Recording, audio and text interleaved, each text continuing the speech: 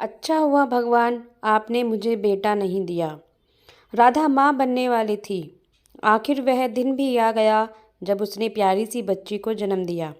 चौथी भी लड़की, कहती हुई उसकी सास ने माथे पर हाथ रखकर रोना शुरू कर दिया। राधा डर गई, सोचने लगी अब ना जाने यह लोग मेरी बच्ची के साथ कैसा व्यवहार करेंगे। उधर सामने के घर में दो जुड़वा लड़के पैदा हुए। खूब बधाइयाँ बजी और मिठाइयाँ बांटी गई। पटाखों की तो लाइन ही लग गई। सभी खुश थे। राधा चुपचाप होकर अपनी बच्ची में मगन हो गई।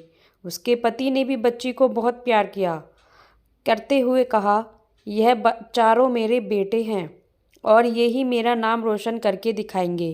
कहते हुए उसने पूरे घर में मिठाई बांटी और सास मन मसोस कर रह गई थी। समय बीतता गया, चारों बच्चियां बड़ी हो गई और सभी पढ़ाई में नंबर 1 थी। उधर सामने वाले घर में लड़कों का पढ़ाई में बिल्कुल मन न लगता। उनकी माँ अक्सर उन पर चिल्लाती रहती और उनकी दादी उनकी बलैया लेती नहीं थकती, बल्कि उनके पीछे लड़कों की मम्मी की अक्सर डांट पड़ती कि तुम अपने लड़कों का सही से ख्याल नहीं रखती। इधर बच्चियों के पिता बीमारी की वजह से कम उम्र में ही गुजर गए। राधा के सामने समस्या उत्पन्न हो गई। चार चार लड़कियों का साथ, ऊपर से कोई साथ देने वाला नहीं। तब राधा ने अपने मन में ठाना, अपनी भी पढ़ाई आगे बढ़ाऊंगी और बच्चों को भी खूब पढ़ाऊंगी।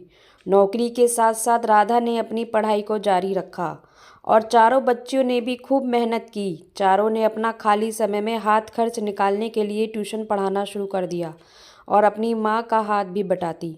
समय बीतता गया और बच्चियाँ जवान हो गई।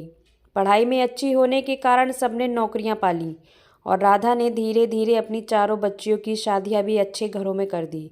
राधा आज अपने सभी कर्तव्यों का पूरा होने का श्रेय अपने पति को ही देती। जब भी इस विषय पर बात होती तो राधा के मुंह से बस यही निकलता कि यह तो इनका आशीर्वाद है, वरना मैं अकेले कुछ भी ना कर पाती। उधर लड़कों की पढ़ाई सही से ना हो पाने के कारण प्राइवेट जॉब भी मिलना मुश्किल हो गया था। ऊपर से रोज़ लड़ाई झगड़ा अलग होता। माँ बाप का ख्याल रखना तो दूर, घर में हाय हाय होती रहती। उस घर की आवाज़ें सुनकर राधा के मुंह से बस यही निकलता, अच्छा हुआ भगवान आपने मुझे बेटा नहीं दिया। भगवान औलाद दे तो अच्छी दे, वरना ना दे, फिर चाहे बेटा हो या बेटी। तो फ्रेंड्स, ये कहानी आपको कैसी लगी कमेंट्स बॉक्स में ज़रूर बताइएगा। कहानी को लाइक व शेयर ज़रूर कीजिएगा और चैनल पे नए हैं तो सब्सक्राइब कीजिएगा। कहानी सुनने के लिए धन्यवाद।